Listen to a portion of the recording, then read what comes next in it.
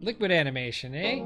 Alright, so if you've been paying attention, this is the third part of this little three-part thing. First thing we did was we made our storyboard, and I showed you guys how to quote that storyboard to the client. Second thing that we did was how to bring that storyboard from Illustrator to After Effects so you can kind of gauge timing and make a little animatic out of it. And this is the third part, and I'm going to show you how I animated this. Alright, so, you know, I took that storyboard, I took that animatic, and then I dropped it into Photoshop, and I traced around and started making a rough outline. Now, if you don't know how to animate in Photoshop, I'll leave a link in the description, and I did a little video on how to do this type of animation. And getting that outline really nice is kind of important for a couple of reasons. One is it gives you like something to follow along with.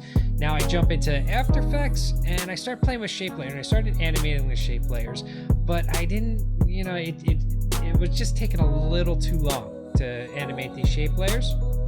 So then I was like, hey, let's go into Adobe Animate. I really probably should have stuck with Photoshop or After Effects. I hate Adobe Animate. It's like Adobe had 20 years to fix this program when it was Flash, and now it's just a horrible timeline, everything. I should have did this in Blender, to be honest with you. I mean, I did that whole thing on, you know, how to animate in Blender, and I just didn't. So, I mean, you can see me just making the animate stuff and following along. Maybe I'll do a tutorial on how to use Animate because it is a pain in the butt. Then I did a finishing pass back in After Effects. Now the finishing pass is getting all those little bubbles, those little details, you know, just right. So it's just a matter of like, how does things gloop?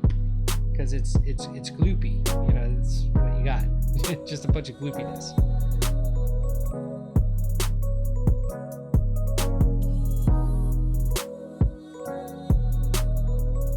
So here I'm just animating layers in After Effects. Really nothing to it. You make a mask and just animate it.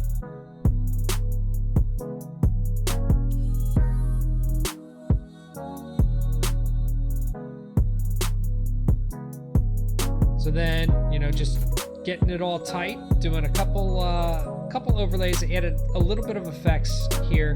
I put in like a warp effect on the MF, and you can see me just kind of cutting that rough mask out for the separation. So when it separates, you know, we get what we want.